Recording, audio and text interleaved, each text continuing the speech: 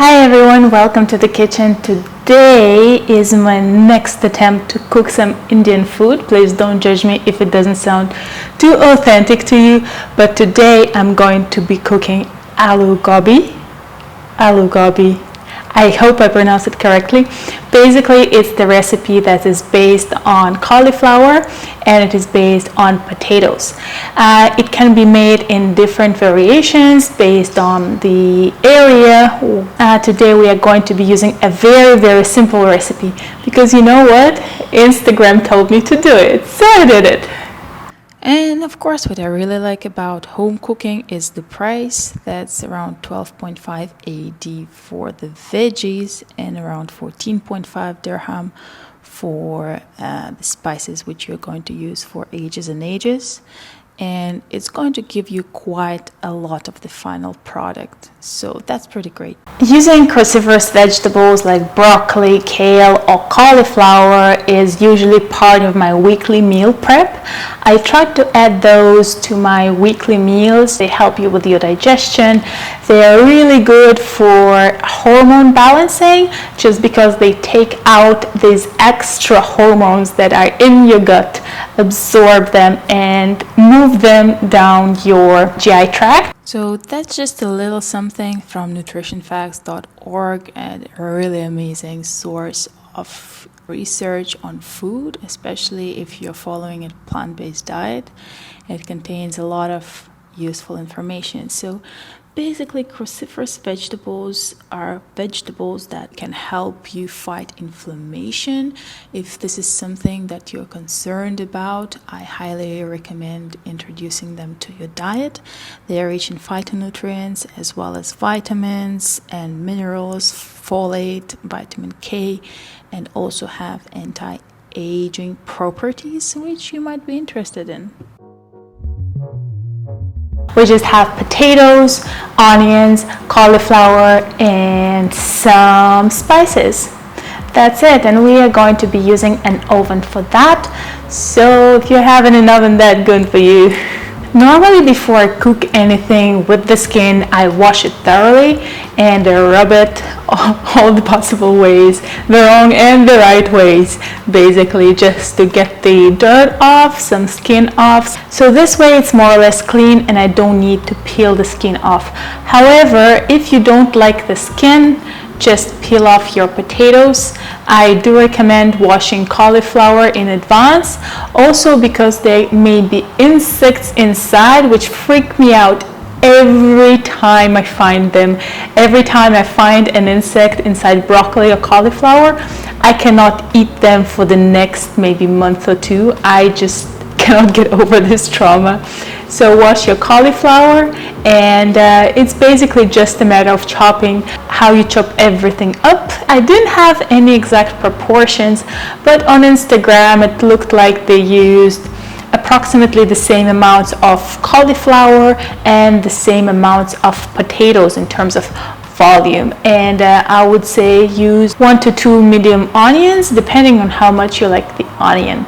For everything to work, we would need a really big bowl. So I started just with a salad bowl. It wasn't enough.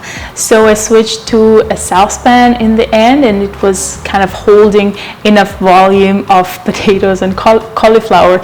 So while we don't have exact measurements of the potatoes, you can approximate how much your baking tray could take, because it should form like an even layer of produce on your baking sheet so they cook evenly.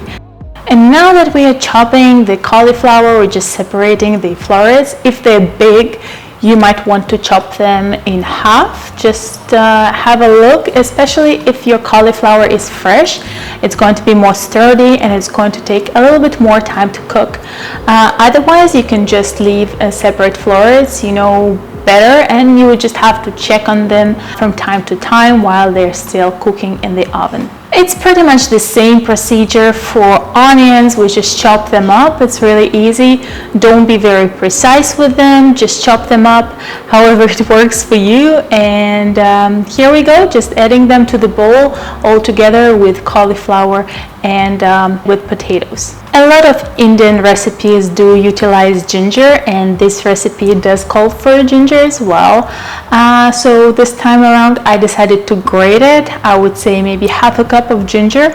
Normally I do use liquid ginger, which I really like, but when there are big volumes of ginger, you can actually just chop it up, mince it, or grate it. It works perfectly fine because you don't have any leftovers, you don't have any mess left behind. Grating ginger, be very careful not to hurt your fingers because it can get quite daunting to go through it to the end. So we just mix it all in a bowl, and later on I decided to add some garlic. Why not? I like garlic. When it's cooked, I hate it raw. I have such headaches. But when it's cooked, I just absolutely love it. I chopped it up quite roughly and just added it all to the bowl. And it's spices time. The spices are here in order to bring out the anti-inflammatory properties of cauliflower, and also some of them do act as anti-inflammatory agents like turmeric and the active compound in turmeric, as you might already know. And speaking of the anti-inflammatory properties of turmeric, they get unfolded or magnified or brought out by the black pepper. So this combination is very frequent, very well known. Apart from that, we have cumin and coriander. In this recipe, I'm going to add some oil. Here I'm using extra virgin oil, which is a very light in flavor. It's almost unnoticeable, and this kind of oil is usually preferential when you want to cook with it. But when you don't want to cook, when you put it in a salad, you go for a stronger flavored oil. This is very normal. They're usually darker in color as well, and they have this little bit of bitterness to them. So use whatever oil you have, or don't use any oil at all. You can also use a little bit of water. If you're tracking your calorie consumption, just be sure to keep your oils in check, because a tablespoon of oil can accumulate to over 100 calories. So if this is something you're concerned about, just keep that in mind. One of my favorite parts in cooking is massaging the food. So make sure to take your time and massage the cauliflower, the potatoes, the garlic, and the onion all together, so they're evenly coated with the spices, with the oil if you use oil. And then it's time for a baking tray. Do preheat the oven at 375 Fahrenheit or 190 Celsius. I think it's gas mark 4 if I'm not mistaken, correct me if I'm wrong. We do use a baking tray, and we try to cover it evenly with all the vegetables so they do roast evenly. So while they're in the oven, you want to toss them from time to time, not too frequently because you want to still keep the heat inside the oven, but maybe every 10-15 minutes you just want to have a look at them and how they're doing over there, so nothing is burning and everything is cooking evenly. And now it's time to take it out, and after that we can add some more spices to bring out more anti-inflammatory properties and add a little bit of more flavor. You can add garam masala, which is basically a mix of spices. You can cook your own. We add some ground mustard seeds, and we can add sumac as well. You might not have some of these spices depending on the area where you're located, but if you're in Dubai, in the Middle East, there should be no problem getting those. And there you have it. I hope I gave you some good inspiration and good ideas of how to cook all that cauliflower. Normally I just eat it steamed, and this is a nice little twist to some cauliflower dishes. I really like it in combination with potato. And subscribe if you haven't yet.